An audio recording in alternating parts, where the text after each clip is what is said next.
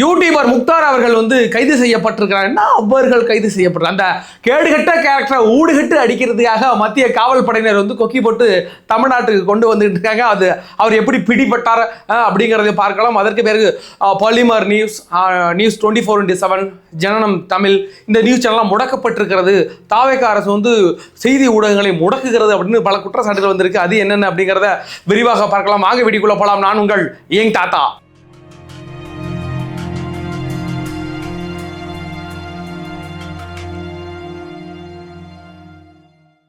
நம்மளோட வீடியோக்களை பாருங்க, நம்ம சேனலை சப்ஸ்கிரைப் பண்ணி வச்சுடுங்க, லைக் பண்ணுங்க, ஷேர் பண்ணுங்க, உங்களோட மென்மையான கருத்துக்களை கமெண்ட் செக்ஷன்ல பதிவிடுங்க.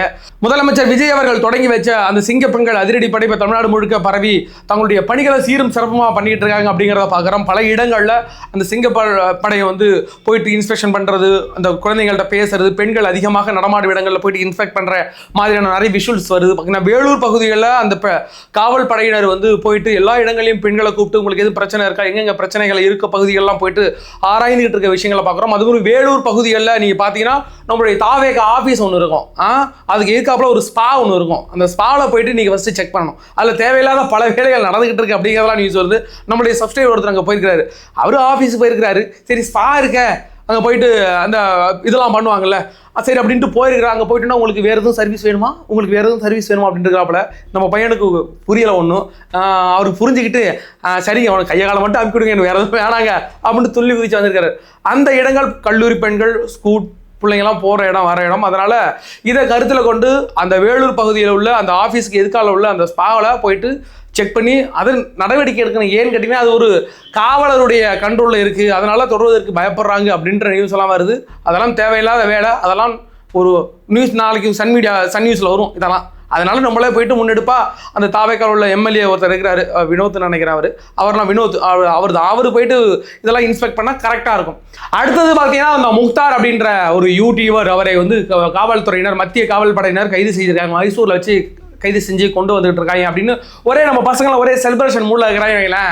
அந்த கேடுகட்ட கேரக்டராக ஊடுகட்டி அடிக்கிறதுக்காக கொண்டாந்து வச்சு ஊடுகட்டி அடிப்பாங்க அப்படிங்கிறத பார்ப்போம். எதற்காக அவர் கைது செய்யறாங்க உங்களுக்கு தெரியும். ஆலிஷா அப்துல்லா அப்படின்ற ஒரு பெண் இருக்கிறாங்க, பிஜேபியில் ஒரு செயலாளர். அவருடைய குழந்தைகளை நியூபார்ன் பேபியை வந்து இவர் எவ்வளவு தவறாக சித்தரிக்க முடியுமோ அவ்வளோ தவறாக சித்தரித்து ஒரு வீடியோ ஒன்று வெளியிட்டு இருந்தார். அந்த குழந்தை வந்து வேற மாதிரின்னு வச்சுங்களேன். அது வந்து அவங்க கம்ப்ளைண்ட் பண்ணியிருந்தாங்க, அழுது குழம்பி கம்ப்ளைண்ட் பண்ணியிருந்தாங்க. அது ஒரு கட்டமாக திருச்சி சூர்யாவை உடனே கைது பண்ணியாச்சு. இன்னைக்கு வந்து முக்தாரை கைது செய்வதற்காக ஒரு வாரம் எடுத்திருக்கு. ஏன் முக்தார் அவ்வளோ பெரிய ஆளா, திருச்சி சூர்யாவை கைது செய்யக்கூடிய நபர்கள் வந்து அவரை ஏன் கைது செய்யலை அப்படின்ற கேள்விகளை வந்து பல மாரிதாசம் கைது பண்ணி இவரை ஏன் கைது பண்ணலன்ற கண்டன குரல் எழுமினிச்சு. அதன் விளைவாக தான் நம்மளும் வந்து ஒரு கண்டன குரலை வெளிப்பிருந்தோம். இப்போ வந்து வீடியோவில் வந்து எக்தாத்தா மன்னிப்பு கேள் மரியாதையா மன்னிப்பு கேளுன்ட்டு வந்து கமெண்ட் செக்ஷன்ல விடாது. நம்ம அழிச்சு ஆடியில தான் இன்னைக்கு முதலமைச்சர் பார்த்துட்டு இந்த யங் தாத்தா ரொம்ப மோசமாக பேசுகிறாப்பல, அதனால உடனே கைது செய்யணும்னு நம்ம வந்து முதலமைச்சர் விஜய் அவர்களை உடனடியாக கைது செஞ்சிருக்கிறாங்க அப்படின்னு நினைக்கிறான். இந்த ரஜினி முருகனில் வந்து சமுத்திரகனி கேரக்டர் வரும், அது மாதிரி நம்மளும் கருப்பெருமை பேசிட்டு தெரிய வேண்டிய வச்சுக்கலாம். எதற்காக இந்த ஒரு வாரம் டைம் எடுத்தது அப்படின்னு ஒன்று இருக்குல்ல, அதுக்கு மிக முக்கிய காரணம் என்னன்னா திருமாவளவன் தான். ஏன்னு கேட்டால் அந்த முக்தார் என்ற நபரை யார் வளர்த்து விட்டது? திராவிட கட்சி, அதாவது திமுக தான் வளர்த்துச்சு. எவ்வளவு கேவலமா பேசலாமோ அவ்வளோ கேவலமா பேசுவார் முக்தார்.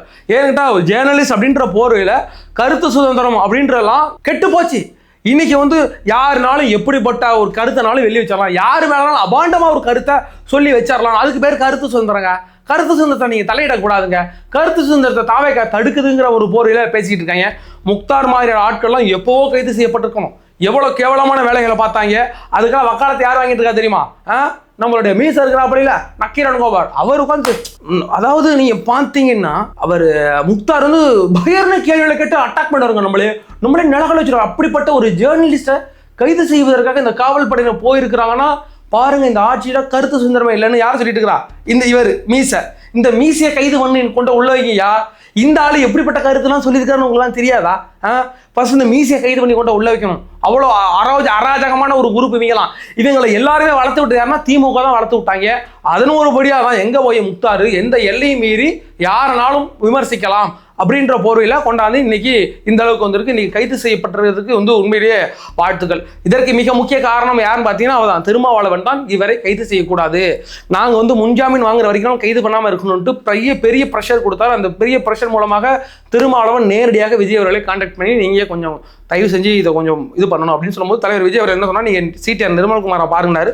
அதே மாதிரி பன்னி அரசுமே சிடிஆர் நிர்மல்குமாரை பேசி கன்வின்ஸ் பண்ணி கைது பண்ணக்கூடாது, அவர் வந்து முன்ஜாமீன் வாங்கட்டுன்னு சொல்லி வச்சிருந்தாங்க. இது நிறைய ப்ரெஷரை உண்டாக்குனுச்சு. ஏன் கைது செய்யலன்னு இந்த ஆலிஷ் அப்துல்லா கேட்டுக்கிட்டே இருந்தாங்க. நம்மளும் சரி பொதுமக்களும் சரி நீங்களும் சரி நீங்கள் கமெண்ட் செக்ஷன்ல வந்து முக்தார் ஏன் கைது செய்யலன்னு கேட்டுட்டு இருந்தீங்க. இதன் விளைவாக தான் இன்னைக்கு கைது செய்யப்பட்டிருக்கிறார் அப்படிங்கிறது பார்க்குறோம். இது ஒரு நல்ல விஷயம் தான். ஆனால் திருமாவளவன் மாதிரி ஆளுக்கெல்லாம் ஏன் இவ்வளவு இம்பார்ட்டன்ட் கொடுக்குறீங்கிறதா எனக்கு கேள்வியை. வன்னி அரசுலாம் யாரு? ஏதோ இவங்களுடைய தயவுல ஒரு ஆட்சி நடந்துகிட்டு இருக்கு, நம்ம ஆட்சி நடத்துறோம் அப்படிங்கிற ஒரு காரணத்தினால இவர்களெல்லாம் நம்மளை வந்து கண்ட்ரோல் பண்ணி இதை நீங்க பண்ணாதீங்க, அதை பண்ணாதீங்க, நீங்க அருணை பேசுக்கு இந்த பண்ணி நீங்க கொடுக்கணும் இவங்கெல்லாம் சொல்ற அளவுக்கு நம்ம இருக்கிறோம்.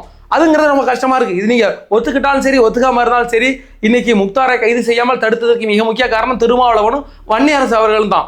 இது வேற எதுவும் பரவாம இருக்கணும். நான் இப்ப பாத்தீங்கன்னா ஒரு பெரிய ஒரு யார்டு கான்ட்ராக்ட் பழைய இரும்பு கான்ட்ராக்ட் செல்வ பெருந்தகைக்கு போயிருக்கு. அவங்க எடுத்திருக்கிறாரு. யாரை வச்சு மிரட்டி எடுத்திருக்காருன்னா போருங்க, நான் வந்து விஜய் என்ன தலைவர் விஜய் என்ன கான்டாக்ட் பண்ண சொல்லட்டுமா அப்படின்னு மிரட்டி எடுத்திருக்கார் அப்படின்னு குற்றச்சாட்டுகள் வந்திருக்க பத்திரிகையில. இதெல்லாம் எப்படி நம்ம ஜீரணிக்க முடியும்? இது மாதிரி அல்ற செல்ற பெரிய பிரச்சனையா இருக்கு.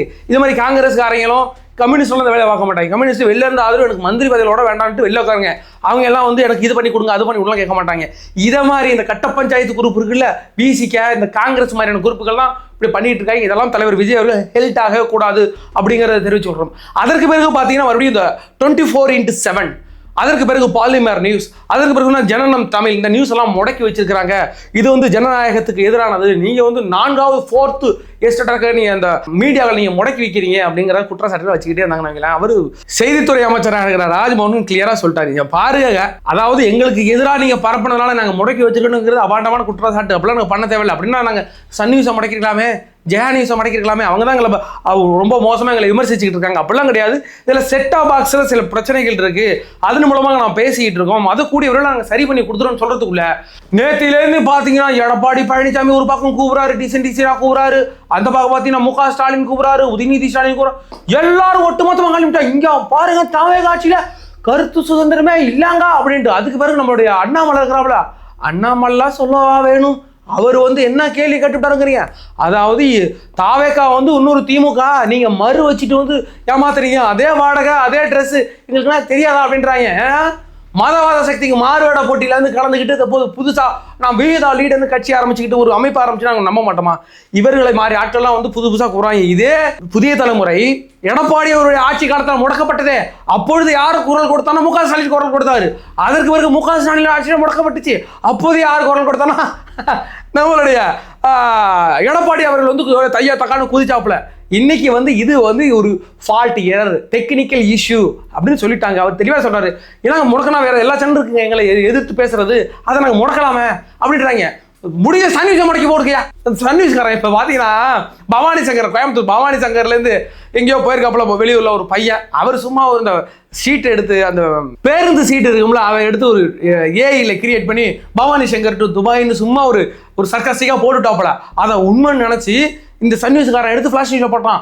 இங்க பாருங்க போக்குவரத்து துறையில் ஒரு பிரச்சனைங்க, பவானி சங்கர் டு துபாய்னு போட்டு கார்டு கொடுத்துருக்காங்க, பேருந்து சீட்டு கொடுத்துருக்காங்க அப்படின்னு போட்டுருக்காங்க.